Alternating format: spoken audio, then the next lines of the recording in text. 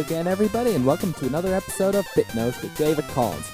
We'll be playing some great video game music and talking about the games they're from, and hopefully learning a lot of cool stuff in the way. Hope you have fun, and keep listening.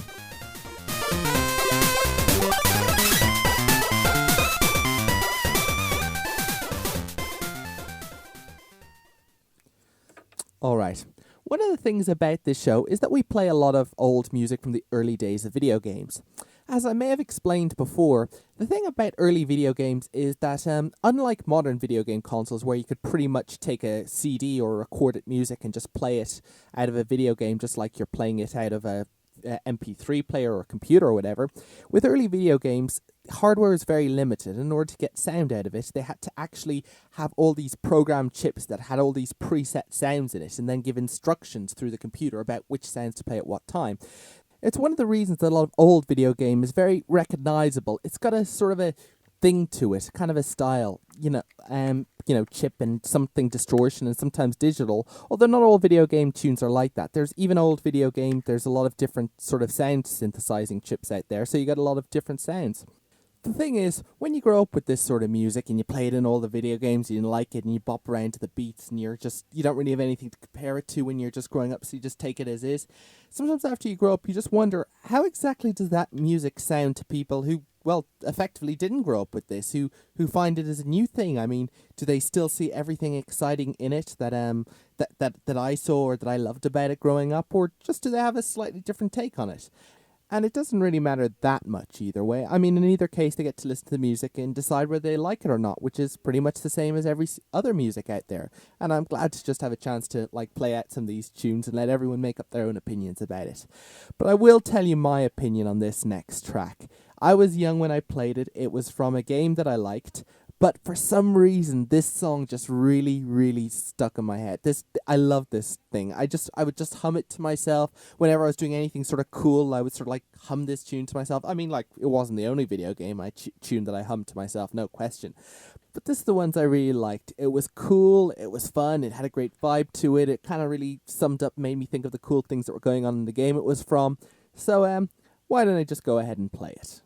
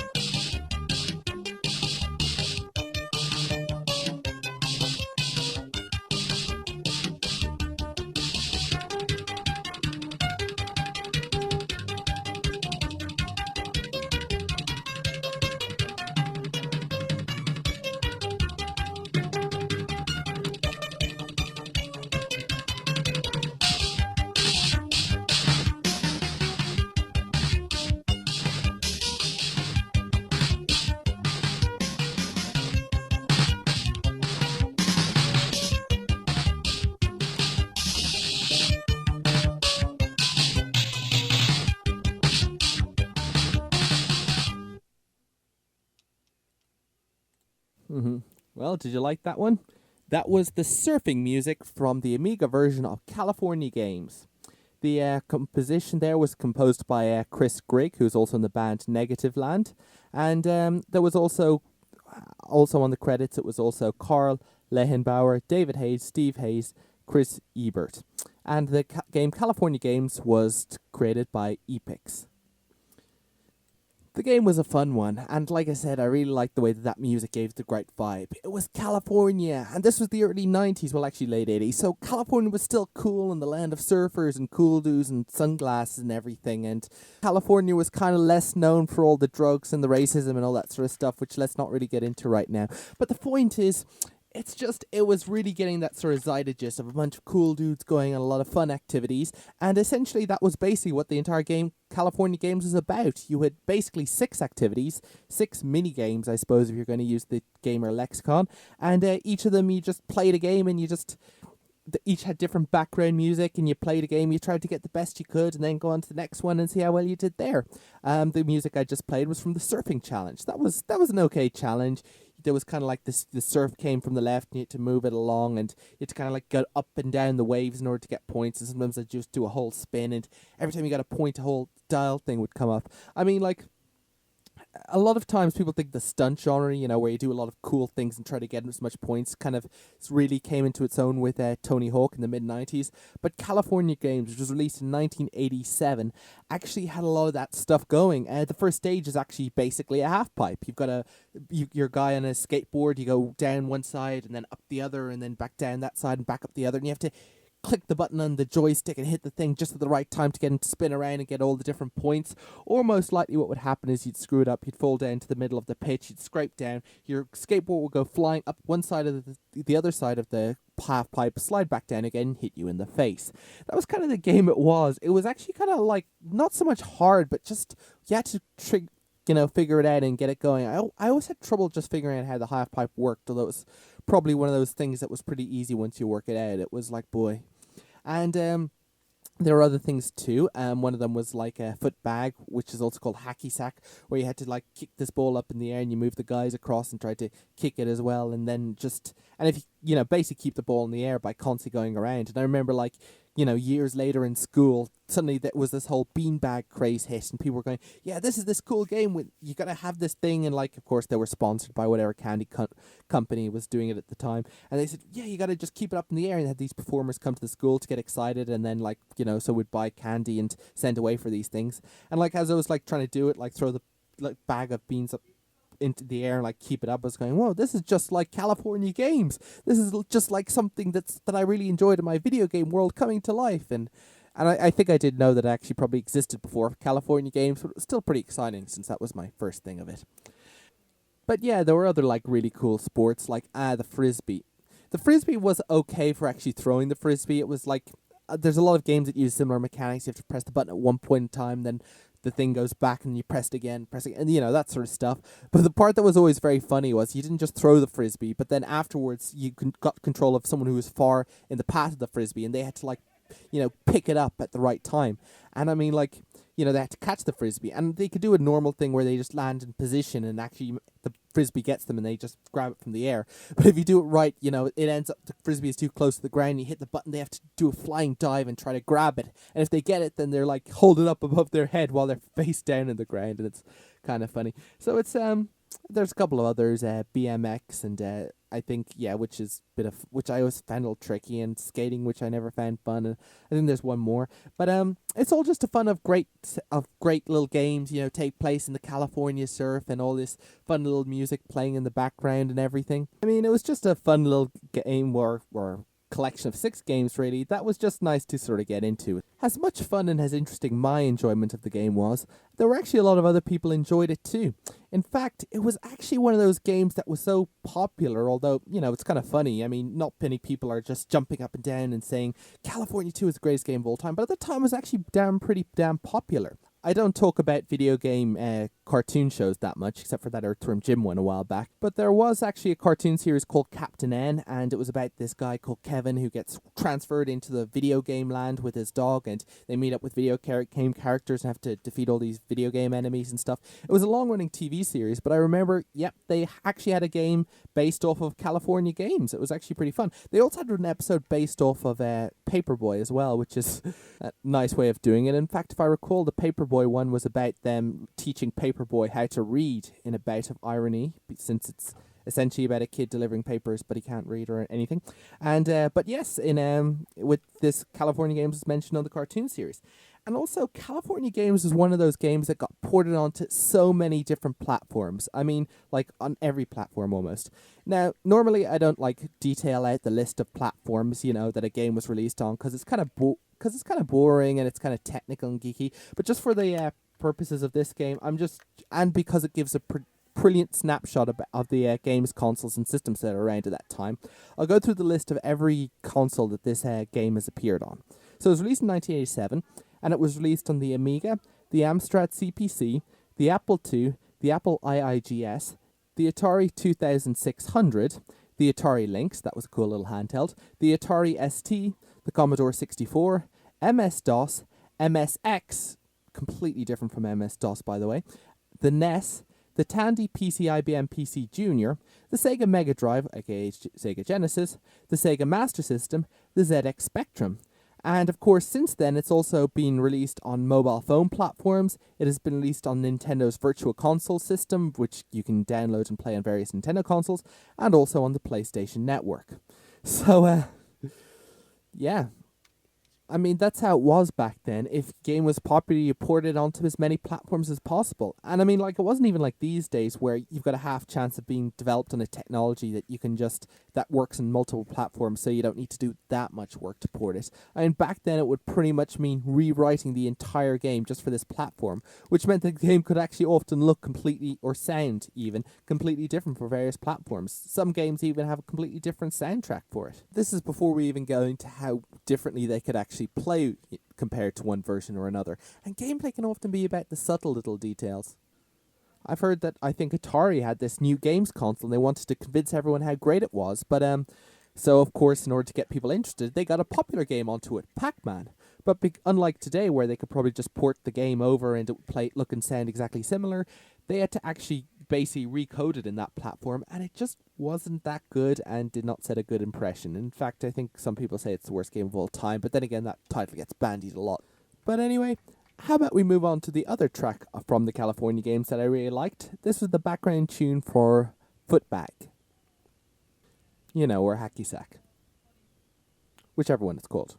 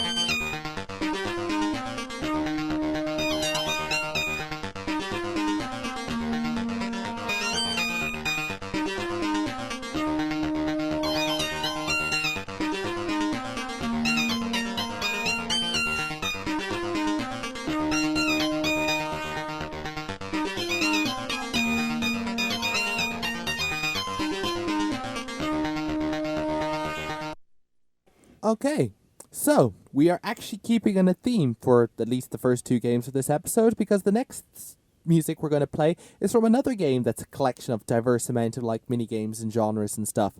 But this one does not take place in sunny California. Oh no. This takes place in an airfield. So what sort of fun can you have at an airfield? Well, just take a look, listen to this music and just try to imagine what great things and adventures you can have. I'm not saying that this music is actually good for inducing such imaginings, but just give it a shot.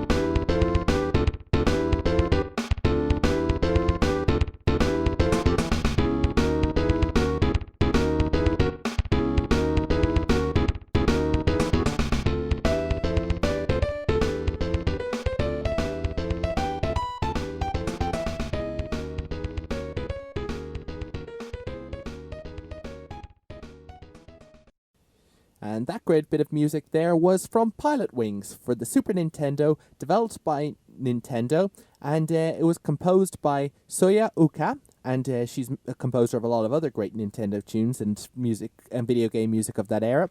And the actual level it was from was Rocket Belt.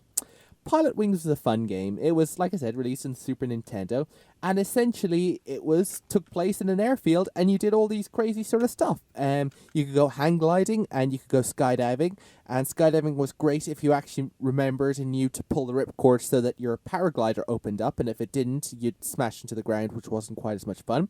And you could also fly a plane, and there were all these floating little globes in the air, and you could fly around, and you had all this bright, colourful music playing in the background. I mean, it's one of Nintendo's things. It's been released, of course, a couple of times on the N64, and I think there's even a more recent version of the 3DS. But that was Pilotwings, and it was a really fun game. Part of the whole thing about Pilotwings, though, was in a lot of ways it was kind of like a technology demo. I mean, this is something that keeps happening in video games, but some new technology gets developed, so an entire game is made around it. But Pilotwings is an example of a game that actually did this pretty well. If you recall, Super Nintendo were talking more in the area of 2D games, like Mega Drive, but Super Nintendo had something called Mode 7, which was a way of actually creating 3D graphics by the way it could, but by still manipulating two-dimensional sprites and images. So essentially, it was kind of a way of kind of getting sort of fake 3D, but it was kind of was 3D, but kind of wasn't, and all this sort of stuff. But all that really transformed into was the fact that you actually felt like you were, like, even though this was Super Nintendo, which you normally played like Zelda, top-down perspective, all these other things, this was actually felt like a full three-dimensional airfield. And like when you took off the plane at the beginning, you'd see a rear view, and you'd pull up, and you'd fly around, and it would just actually feel like it would feel like a full, strong 3D location. And that at the time was like really, really big. I was like, whoa, look at all these areas and look at all these places you can go, and the technology is so cool and everything. And, of course, Mode 7 was used in a bunch of other games, but this was really a game that kind of showed it off, since you could fly around and do whatever you want. like I said, Rocket Belt. The name of the track is Rocket Belt, and that's because it often played while you were flying around on a rocket belt. It was basically a jetpack, or it was more, with the thing sticking out towards the side rather than just on your back. And it was fun. Flying around, jumping around. I always remember there were these things which you could, if you landed too hard, of course you'd end the game. But there were these things where if you hit them, you just bounce back up in the air again, but they'd break. So I think there were skylights or something. It was always very low resolution. So I started having fun, trying to bounce the rocket belt all across the skylights, breaking all of them and just damaging the airfield and likely causing huge amount of property. But I don't take whoever gave me that rocket belt, whoever in this airport facility decided it was best that someone of my personality would do no harm flying around on a rocket belt, well, I think I would seriously question the amount of sense that person is making. So Pilotwing, of course, is just a very nice feel-good game as well. You've got the blue skies, you've got you've got the objectives with all the balls in the air, and they're green, and you hit them and turn red and stuff. And of course, with skydiving, you have to speed through the air, and you want to do it fast, but all these rings of balls open up, and you have to go through them all in sequence and everything. So it was just a fun bunch of activities that kept you going a lot, and that was pretty cool. So yeah, Pilotwing's a great compilation of all these aerial sort of little mini games that fly around the place. Now, on to our last game of the show. This game is called Red Faction, developed by Volition Inc., who of course now are in the Saints Row series, but let's not get ahead of ourselves.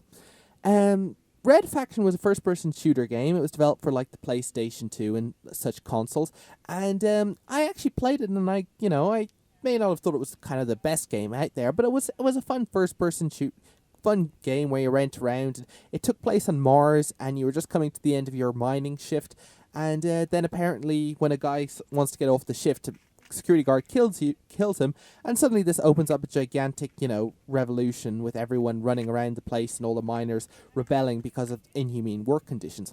I actually remember this game because I opened up the box and took out the instruction manual and read the story of the game. And it was pretty damn amazing. The actual intro story for this game was actually incredibly well written. It had a boots in the, feet in the boots account of a guy reaching Mars with promises, and then just finding grimy conditions and terrible stuff.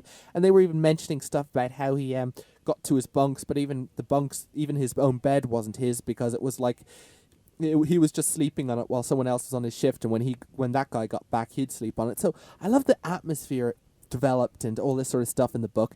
And then I played the game and found that I've realized that the single page story entry in the manual is probably better written than the game itself.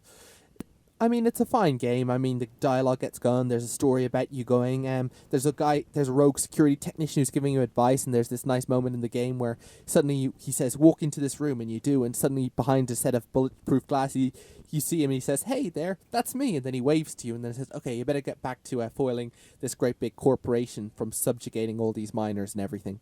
And so that's kind of how the game works. I mean, whatever else. While I wasn't the biggest fan of this game, one thing I liked is something that it had similar with Half-Life, in that, each area stretches onto the next area and the next area. It's not like, a mission ends and then the screen blacks out and you wake up in a different area for whatever reason. It really feels like a struggle. You're going from one area to the next, and it's just, when you finish one area, you got to open it up, and it's just complete procession through nearly all the game.